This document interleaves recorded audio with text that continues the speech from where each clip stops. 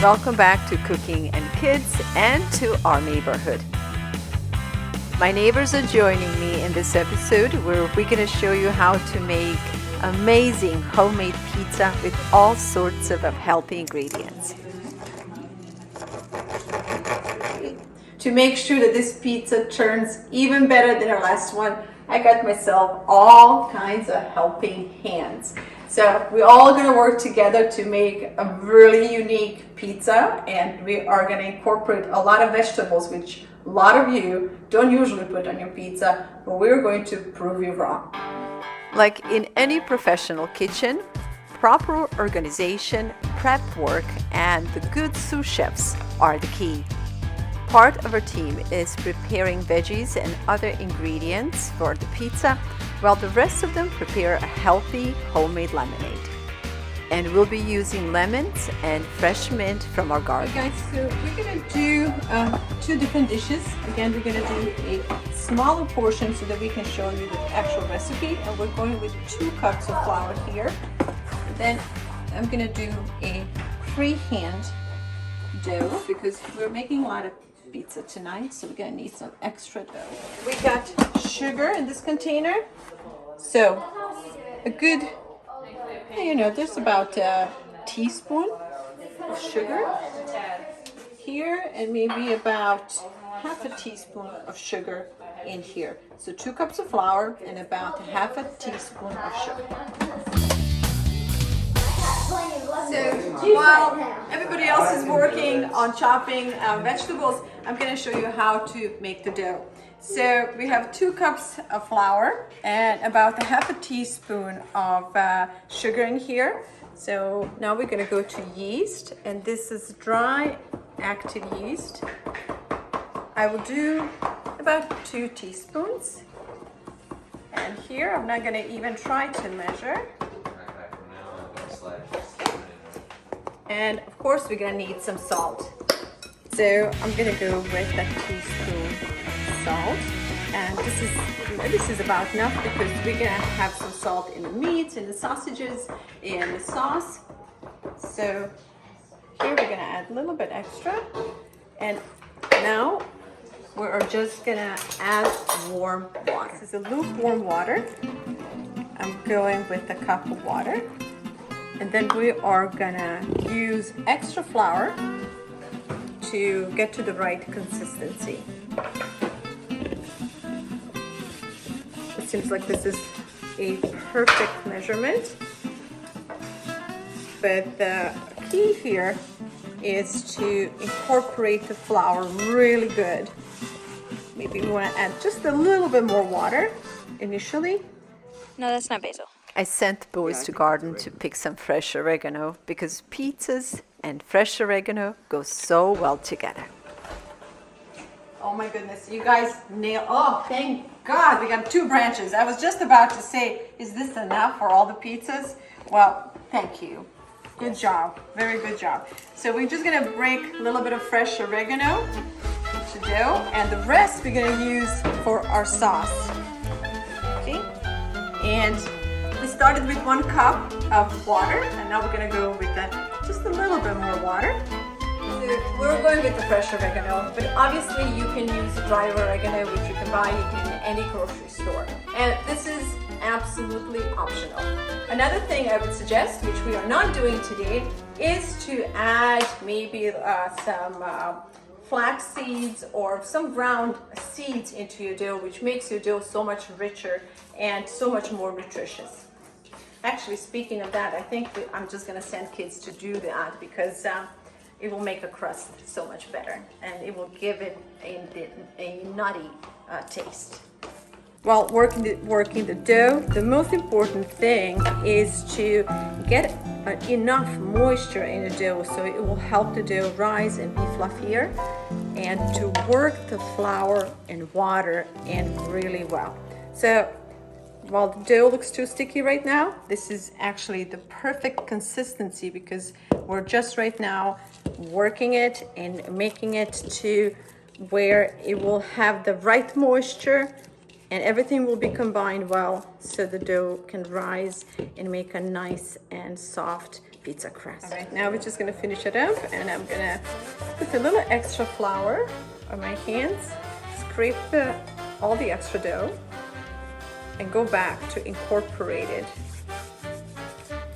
into the crust. These are all little steps that my grandmother would teach me. She was really big on not wasting food. So see, we have all the dough off of our hands. And now we're gonna go ahead and scrape all the dough off of our dish. When that's done, we're gonna go back and we're just gonna continue to incorporate the dough. And look how nicely this is all working now.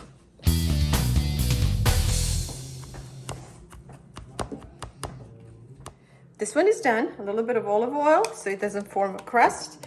We let this one sit and rise, and then I'm gonna finish up the other dough. I'll set this one on a warm stove to rise while we work on the next one. A little bit more adventurous with this crust because we will put some of the ground nuts. And Allie here, okay, she's just got them ready for me. So we'll go ahead and put them in, and we're gonna see which crust is actually better. We got some chia seeds here and some flax seeds. Second batch of dough is coming together nicely, so now we can focus on making our sauce.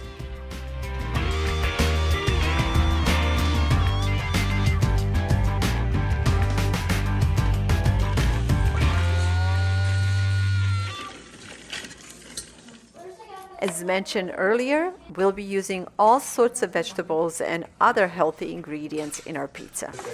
With these many helping hands around me, I wouldn't mind running a restaurant. When made right, pizza too can be considered as a healthy food. I pre-cooked some Italian sausages yesterday, and today I'm just gonna warm them up and make sure that pieces are small enough. And we're gonna make pizza with sausages and with salami. Okay, so instead of using pepperoni, I'm gonna go with these dry salami. We're gonna see how they taste. Okay, guys, anybody want to try salami? Come on.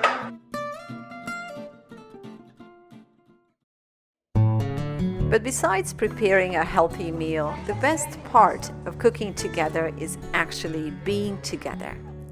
And the whole reason of Cooking and Kids and us producing this family program is to remind you how important it is to spend quality family time with your family and also a quality time with your friends and your neighbors.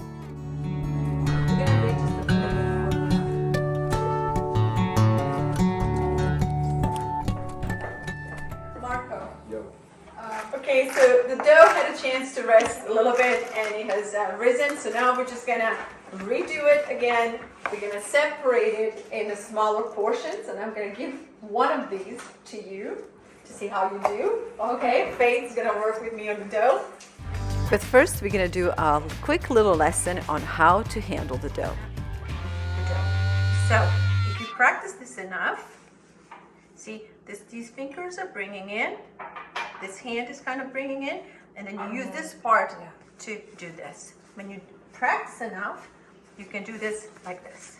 And just goes really quickly. You can move the dough around the table to pick up the flour, and when you churn it, Oh my god. it looks perfect. That's awesome. Okay, so who wants to try? Actually, I'm going to have everyone try it because it's one thing to look at how somebody else does it, but it's a whole different thing to try it on your own. When I was a kid, I would stand next to my grandma and beg her to let me touch the dough and work with her. And every so often she would. And I understand now how important it is to encourage kids to do it. All right, everybody got a chance to try to work with the dough, and now we're just gonna split our dough into few different sections because we'll bake a few pizzas. So we'll go ahead with 4 different pieces. And you see how nice the bubbles are in the dough already. Even though we worked the dough, everybody practiced on it, still the dough retained its nice bubbles, and it looks very nice and dark because of seeds. I'm gonna work these and then let them rest while I focus on our second batch. The one that we have pre-measured. It looks beautiful, as you can see. And if you come close and pay attention to the sound, it sounds like a swollen belly. And swollen belly sound is what you want when it comes to dough. It's looking good, a lot of bubbles. And when I'm done with this, I'm gonna move on and do this dough. I'm gonna let this dough rest once again while I work on this one. And this time I'm not putting any oil, but I will put it in a warm oven. This one is looking really good. It's so smooth, almost silky smooth. You met part of our team, but we are not all here. Grace just came back from work. Grace, tell us where you were and what were you doing? Oh, I take people out on horseback rides. It's a lot of fun. We go through a big old ranch and climb all the way up and down some mountains and look at all these baby horses. It's a lot of fun. Very rewarding. Well, she's just been working hard, so I'm hoping her appetite is good. Yep. And considering that you were not here to do most of the preparations, maybe you and Michaela, we're waiting for Michaela to show up. Maybe you and Michaela can be judges and let us know Okay. which pizza is better, because we're making 2 different pizzas. Okay guys, for those of you who are at home, if you know how to do this, good for you, right? Our dough is not loose enough for us to do that, so we're just gonna stretch it this way. And you will see as we work, the pieces that sat longer will be so much easier to work with, okay? So the first one will be the toughest, but we gotta get the dinner rolling. And the way you stretch the dough, here's a little tip. You go from middle and then you go out. Instead of just going like back and forth, you go from middle and you go out. That works the best. Thin the middle, then you go out. Thin it, go out. And then you will turn it like this and do the same thing. For all of you Italians out there who are watching us and thinking, my goodness, they don't know what they're doing. We're not the best, we're not experts, but you know, it's a homemade pizza, and the whole point behind this is to do it together with your kids. It's homemade with healthy ingredients, and you can have fun with your kids and friends doing it. So forgive us for not doing it the Italian way. One of the reasons why I'm so passionate about teaching kids about nutritious food and teaching them cooking skills is because the childhood obesity in America tripled since 1970. As of 2023, 1 in 5 children in the US are obese. But the good news is that should we choose, we can change all of this within 1 generation. Here comes Miss Allie. Miss Allie, show them how it's done, baby. Come on, Miss Allie. From the middle out. There she goes. That's right, girl. She's gonna own the best bakery in America one day.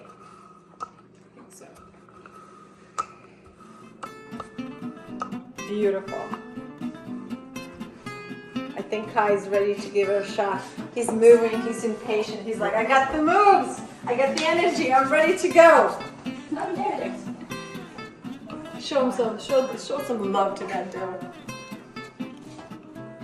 It's a nice massage. Yeah.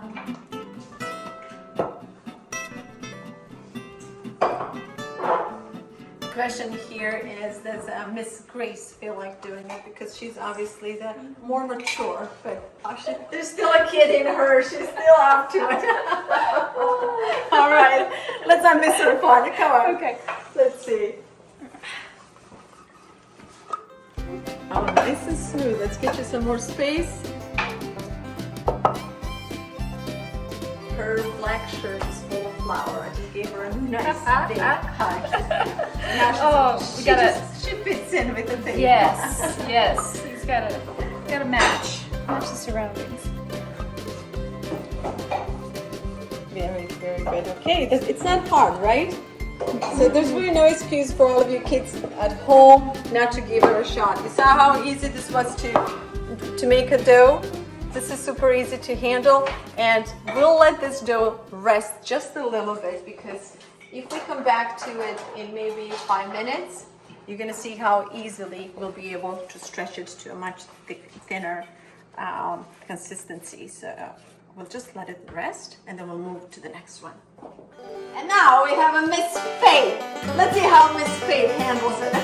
Big applause for Miss Faith, please.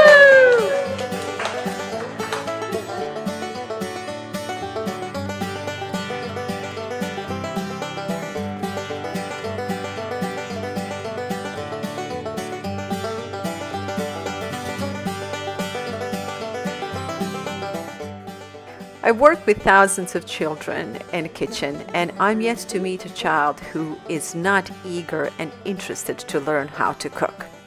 The problem is, we as a parents don't have time and sometimes patience to get involved in a kitchen with our kids. Parents want the best for their kids, and often they invest enormous amount of time and money into their children's education and their sports. And that's absolutely great. But what we forget to do is to teach them importance of learning how to nurture their own lives and how to nurture lives of their children tomorrow. Cooking is so important. Gardening, cooking, living naturally, and understanding the nutrients and what it takes to keep a healthy life going is crucial and one of the most important things that we need to teach our kids these days. Sausage and pepperoni together. We got One of them 6 should have. pizzas, so we could probably How's this Vlada? Combine. some with both, some with singles, and Okay. Put the meat on. Assemble some salami. maybe 2 with mixed, 2 with sausage and 2 with salami, since there's 6 pizzas. Okay, we can do that. That sounds like it's okay. Evened out. So I'll do a sample of one, and then you guys can see what we can do with the rest. Kai, Yes? would you please get us sausages from a stove? Sausages. I'm gonna make sure That that looks good. already, doesn't it? It does. Onions. Yeah, let's do onions. Let's make it pretty so it looks appetizing and inviting. Okay, that's enough sausage because we have 6. We want to make sure that we split and divide what we have among all of them. Today is particularly cold day, and on the cold days, dough takes longer. So, but we are getting there. But luckily, no one was in a rush, and this was way too much fun. This is not normally how I would do pizza, how I would stretch it, but you know, ultimately, it doesn't matter how you do it. The important thing is that you do it. If you start cooking at home and you start using natural ingredients, then you start spending more time at home with your family, reconnecting, and just creating memories. So, is the pizza perfect or not? That's kind of irrelevant. Here's the trick about pizza. This is something I'm particular about because all the good stuff ends up in the middle, right? And I love every bite to be a good bite, meaning that it's like good to the ends. So let's put some mushrooms. So when you take a bite of this pizza, you get all these wonderful vegetables. Okay, a little bit more pepperoni just to remind you that there's a meat down under. A little bit more cheese. Okay. And then we want to do a little bit of black pepper. Alright, okay. Sprinkle some black pepper. Some fresh garlic. Who's doing garlic? I just did. You just did garlic on here? Awesome. Instead of going like this, yeah. go like this. Okay, very small. And you keep, there you go. This way you can distribute it evenly. And of course, we're gonna top all this off with some extra virgin olive oil. Now you know what we need to do. You have a second one there. Let's get them rolling. You did it. Thank you, Grace. Okay, here goes the first one. All right, good roasting, baby. This is fun. Okay, we are opening restaurant. Okay, so there are only 5 more to go. Miss Michaela. She's in for work. ways and making work together. It's at the same company, and they just came back, and they're going to be our judges tonight. I need to have a quick serious talk with all the parents who are watching this program. I feel that it's important to bring to everyone's attention reports from a study done from 1999 to 2020, which reports that rates of colon and rectal cancer among children of 10 to 14 years grew 500%.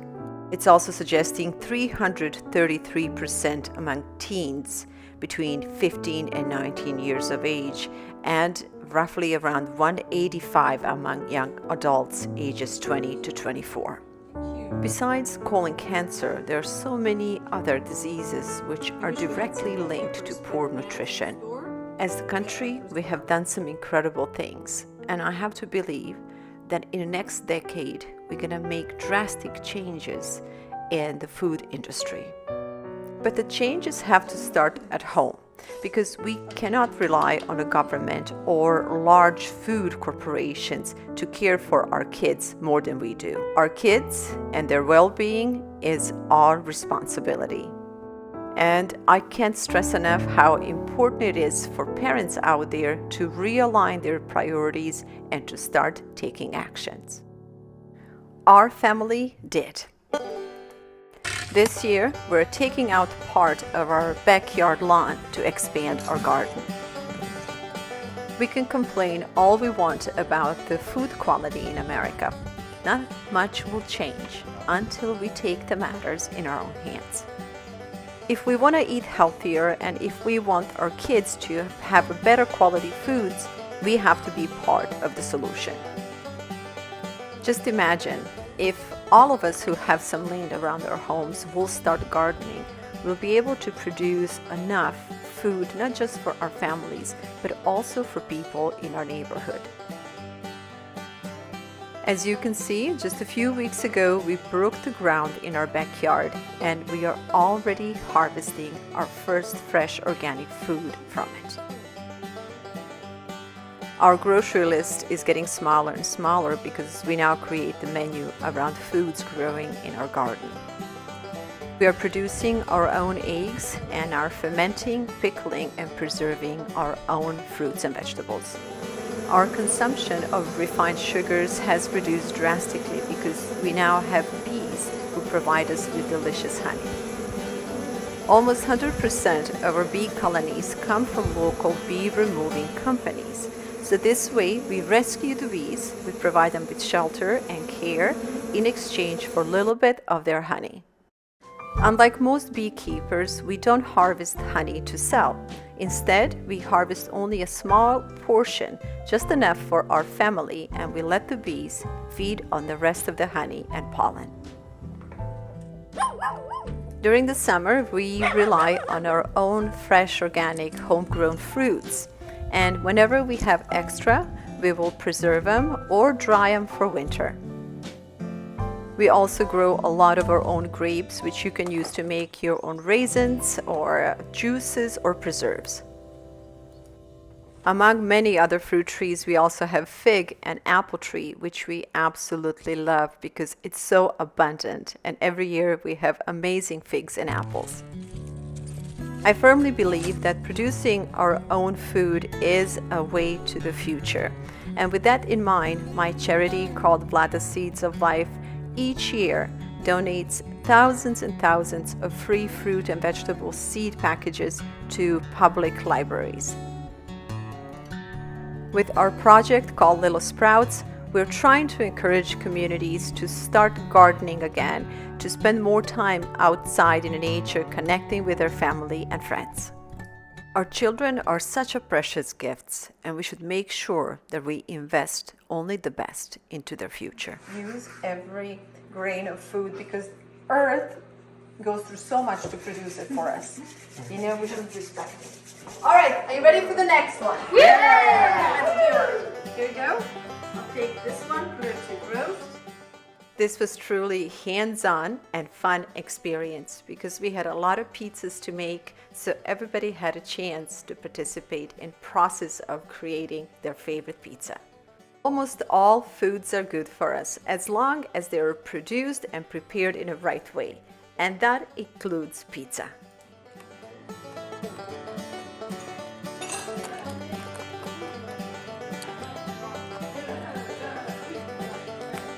Okay, let's see how the first pizza came out. So go for it, guys. And so let's see what we need to improve. Oh, that's good.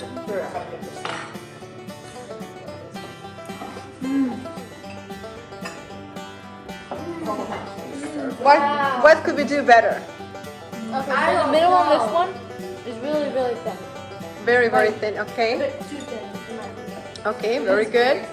However, the flavors are incredible. Beautiful flavors are. Perfect. We must. Perfect. Spray on the bottom. White color. Yes.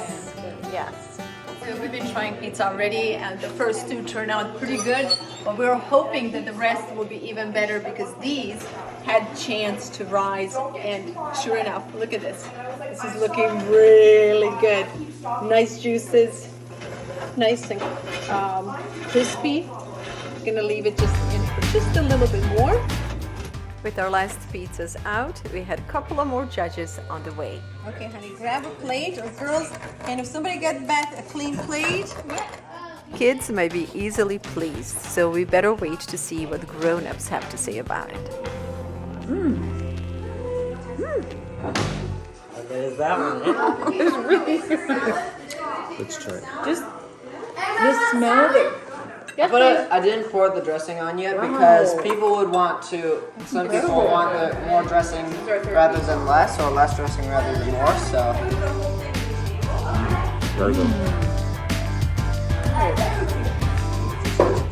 It looks like we passed, so now we can start talking about that restaurant. But until then, I want to say thank you to my amazing team. You guys did so well. To our viewers, thank you so much for watching this program and for spending time with us. We'll see you soon again, and until then, don't forget to take good care of yourself and those around you.